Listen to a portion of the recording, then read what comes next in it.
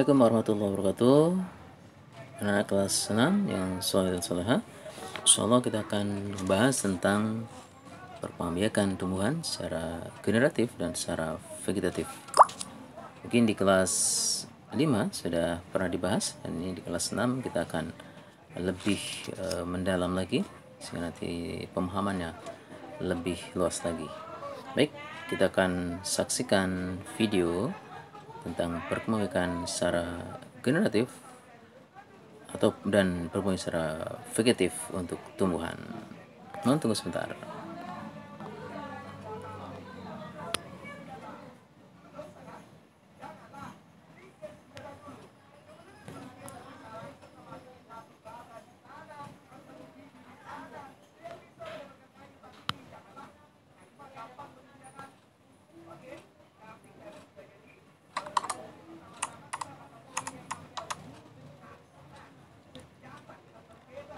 Baik, di video ini nampak begitu hamparan pemandangan yang begitu indah ciptaan Allah SWT yang harus kita syukuri dan kita jaga kelestariannya.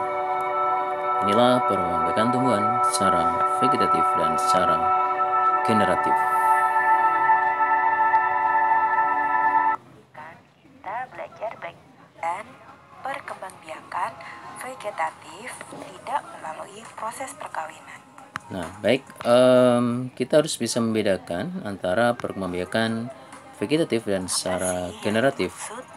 Kalau perkembangbiakan secara generatif, yaitu perkembangbiakan yang disertai proses peleburan sel kelamin jantan atau spermatozoid dan sel kelamin betina atau sel telur. Sedangkan untuk perkembangbiakan vegetatif itu perkembangbiakan yang tidak memerlukan peleburan sel kelamin jantan dan sel kelamin betina. Baik, kita akan coba yang pertama mempelajari tentang perkembangbiakan secara generatif. Kalau kita bicara dengan perkembangbiakan secara generatif, kita berawal dari bunga, karena di tumbuhan untuk perkembangbiakan generatif itu memerlukan bunga. Di situ di struktur bunga akan lengkap, ya, ada alat perkembangbiakan jantan dan ada perkembangbiakan sel perkembangbiakan betina. Nah, ini kenampakan bunga, ya, yang bunga lengkap tentunya, karena di situ nampak, ya, bagian-bagian bunga secara lengkap. Ada di situ bagian dasar bunga atau kelopak bunga, ya.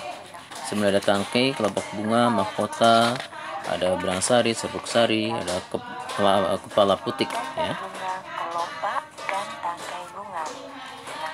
Nah, kita akan mempelajari berbagai macam penyerbukan, ya.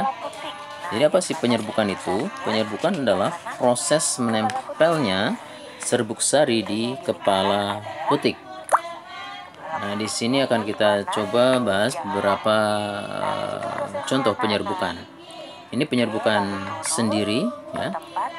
Penyerbukan sendiri yaitu penyerbukan di bunga lengkap, karena bunga lengkap ini memiliki sel kelamin jantan dan sel kelamin betina dalam satu bunga, ya. Kemudian penyerbukan tetangga itu dalam satu tanaman tapi berbeda tangkainya, ya. Ini bisa dibantu oleh angin atau oleh lebah. Kemudian penyerbukan silang. Penyerbukan silang ini adalah penyerbukan berlainan pohon tapi masih dalam satu jenis, ya. Misalnya mangga mana lagi dengan mangga mana lagi, tapi dengan tumbuhan yang berbeda. Nah, ini tumbuhan bastar adalah penyerbukan dua-duanya mangga tapi jenisnya berbeda. Misalnya yang pertama mangga gedong, yang kedua mangga mana lagi misalnya, sehingga jenis yang berbeda tapi dalam satu family, yaitu family mangga. Nah, kita akan mempelajari berikutnya ada perkembangbiakan secara vegetatif. Proses perkawinan. Ya, jadi perkembangan vegetatif tanpa melalui proses perkawinan, jadi tanpa adanya pencampuran antara sel kelamin jantan dan sel kelamin betina. Ini perkembangbiakan vegetatif secara alami, ya. Contohnya adalah spora. Ya. Di spora ini, jadi spora ini nanti tempatnya ada di sporangium, ya, sporangium atau kotak spora. Jadi di hari ke-10 ini akan pecah dan sporanya akan tumbuh menjadi tanaman baru. Inilah dengan spora, ya. Kemudian selain spora kita juga akan mempelajari perkembangbiakan secara vegetatif alami, yaitu dengan rizoma. Oke, baik. Itu rizoma. Apakah itu rizoma? Jadi rizoma adalah batang yang tumbuh mendatar di dalam tanah. Ya. Jadi rizoma adalah batang yang tumbuh mendatar di dalam tanah. Contohnya itu pada tanaman jahe, kunyit, kencur, kemudian temulawak, ya. Itu perkembangbiakan dengan rizoma atau batang yang tumbuh mendatar di dalam tanah. Kemudian ini umbi lapis, ya. Umbi lapis. Jadi umbi lapis adalah umbi yang terbentuk dari lapisan-lapisan daun dan berdaging dan kuncup. Umbi lapis ini pada dasarnya adalah suatu cadangan makanan. Batangnya itu ada bulat namanya siung. Dia menyimpan cadangan makanannya di situ. Ya, jadi salah satu contohnya untuk umbi lapis adalah bawang, ya, bawang merah, bawang putih, bawang bombay. Kemudian selain umbi lapis juga ada umbi batang. Pengertian umbi batang adalah batang yang membengkak berisi makanan di dalam tanah. Jadi umbi batang memiliki kuncup-kuncup yang tumbuh menjadi individu baru. Ya. Jadi contohnya adalah di sini tumbuhan kentang, ya. Kemudian sehingga kentang bisa kita tanam kentangnya. Kemudian ada umbi akar, ya. Umbi akar contohnya di sini adalah wortel, ya. Dia tidak mempunyai daun atau kuncup.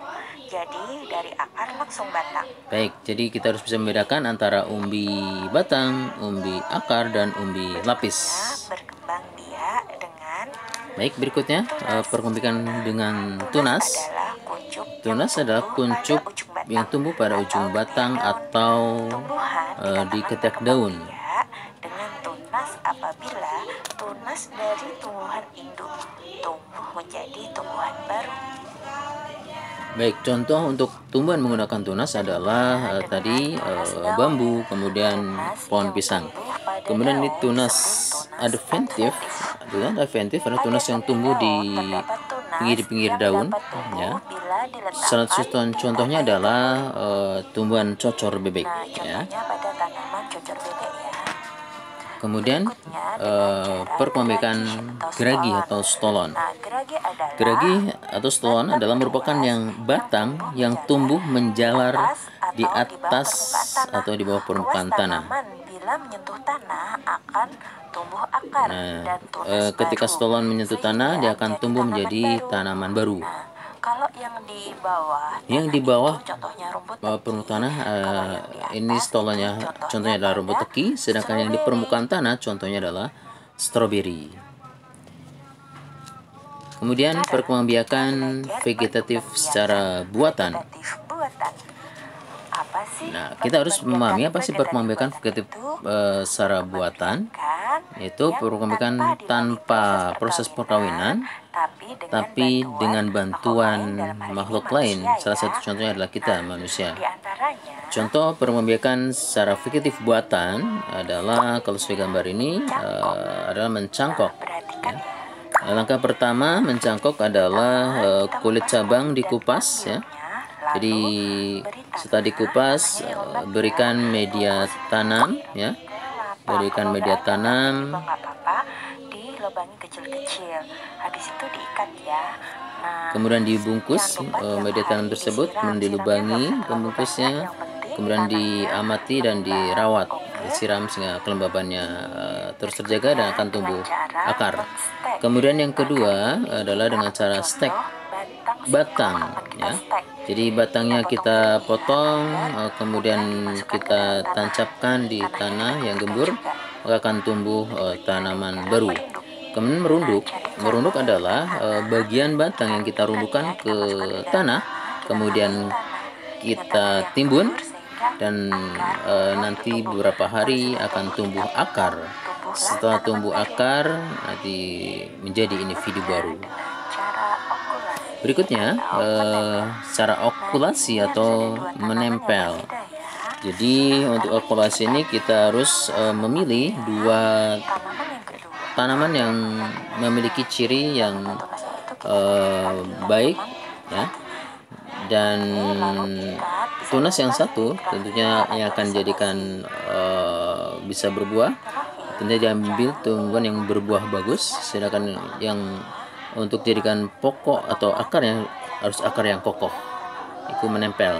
Kemudian yang terakhir adalah stek, sambung, ya, menyambung atau mengenten istilahnya. Jadi kita harus memilih dua individu yang saling melengkapi. Individu atau batang yang atas kita pilih untuk yang berbuah lebat dan manis. Untuk yang bawah kita pilih yang akarnya kuat, sehingga nanti akan memproduksi tumbuhan akar kuat dan hasilnya bagus, banyak, dan manis tentunya.